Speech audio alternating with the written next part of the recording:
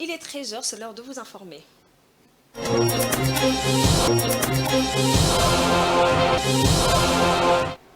Commençons ces bulletins d'infos avec cette brève. Alors que la majorité parlementaire n'a pas encore composé son ticket pour le 6 postes qui lui reviennent au bureau définitif du Sénat, la première force politique de l'opposition dans les institutions, à savoir Ensemble pour la République, a déjà son candidat, Salomon Kalonda, qui sera aligné à l'unique poste de rapporteur adjoint qui revient à l'opposition. Et poursuivons ce bulletin d'infos avec cette information. La vice-ministre des Affaires étrangères, Gracia Yamba Kazadi, a reçu ce mardi 30 juillet 2024 une délégation de la CAF conduite par Dieudonné Sambisele, président du comité de la normalisation de la FECOFA. Au cœur de leurs échanges, la 46e Assemblée générale de la CAF prévue le 10 octobre prochain à Kinshasa. Cette délégation a été chapeautée par Cédric Agueil, directeur du cabinet du secrétariat général de la CAF. Patience Lokeke pour plus de détails. C'est en marge de l'organisation de la 48e Assemblée générale de la CAF qui se tiendra au mois d'octobre à Kinshasa que la vice-ministre, ministre des Affaires étrangères, Gracia Yamba Kazadi, a reçu une délégation de la CAF qui séjourne depuis quelques jours à Kinshasa. Conduite par le président de la FECOFA, Dieudonné Sambisele, cette dernière était venue solliciter le soutien du ministère des Affaires étrangères dans le cadre de l'organisation de cette Assemblée générale. Ça fait quelques jours que nous sommes ici et que nous avons plusieurs rendez-vous avec les différents ministères qui nous permettront et nous soutiendront dans l'organisation de la 46e Assemblée générale de la Confédération africaine de football. Nous sommes aujourd'hui très rassurés par les réunions que nous avons pu avoir et le soutien qui nous sera donné, ne serait-ce que d'un point de vue logistique, d'un point de vue consulaire, mais aussi en matière de ressources humaines.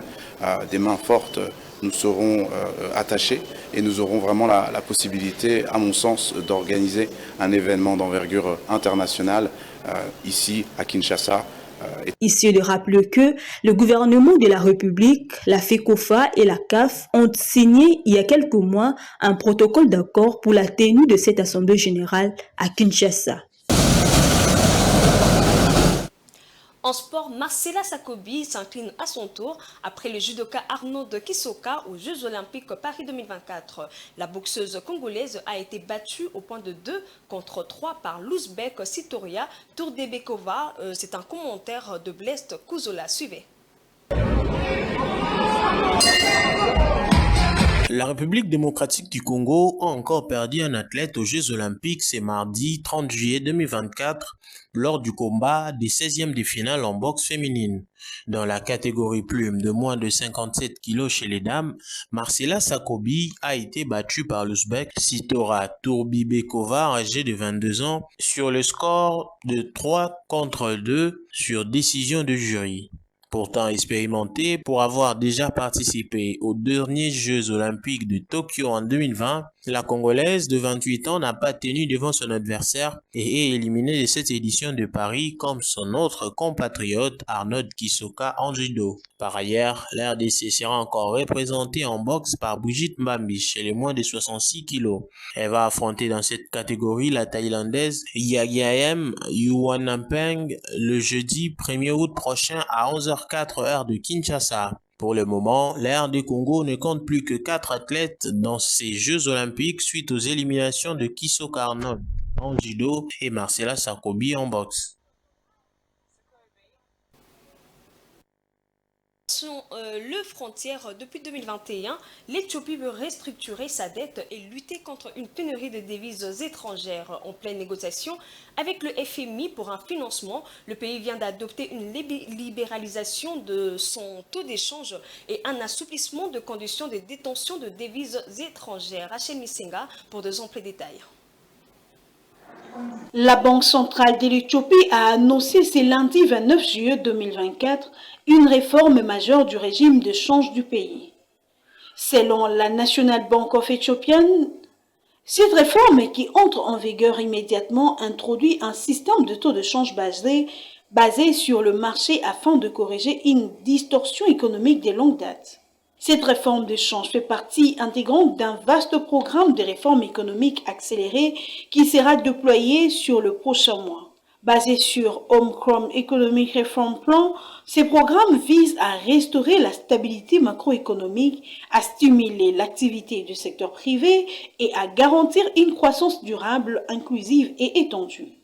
Ainsi, en dehors de l'adoption d'un régime de change flottant pour les BIR, la monnaie nationale, les réformes incluent également la suppression des exigences de cession des devises de la National Bank éthiopienne, la levée des restrictions à l'importation de 38 catégories de produits, l'amélioration des règles des rétentions permettant aux exportateurs de conserver désormais 50% de leurs recettes en devises contre 40% auparavant. De plus, les résidents pourront ouvrir de comptes en devises basés sur le transfert de l'étranger, des revenus en devises et autres cas rectifiés. Cette réforme vise à remédier à des pénuries de devises étrangères, à améliorer la compétitivité des exportations ainsi qu'à attirer les investisseurs étrangers directs. Elle intervient alors qu'Addis Abeba a entamé des négociations avec les FMI et la Banque mondiale pour obtenir jusqu'à 10,5 milliards de dollars de financement en vue de soutenir son économie. L'objectif est également de restructurer une dette extérieure qui s'est élevée à 28,5 milliards de dollars en fin 2023 dans un contexte où les pays de Négus qui avait demandé début 2021 une large restructuration de sa dette extérieure au titre du cadre commun du G20, avait fini par suspendre provisoirement le remboursement de sa dette bilatérale. En vue de débloquer ces financements, les autorités doivent s'entendre avec les équipes du FMI pour la mise en place d'une batterie de réformes. Après plusieurs visites dans le pays, les responsables du FMI ont indiqué en mai dernier avoir fait de progrès substantiels pour établir comment les FMI peuvent soutenir le programme économique des autorités. D'après les données disponibles au 29 juillet 2024, les BIR a perdu 3,54% de sa valeur face au dollar sur un an. C'est la fin de ces 13h. Rendez-vous à 19h30 pour la grande édition du journal télévisé avec Patience Lokeke. Bonne suite de programme sur votre chaîne Géopolis Télévision. Au revoir.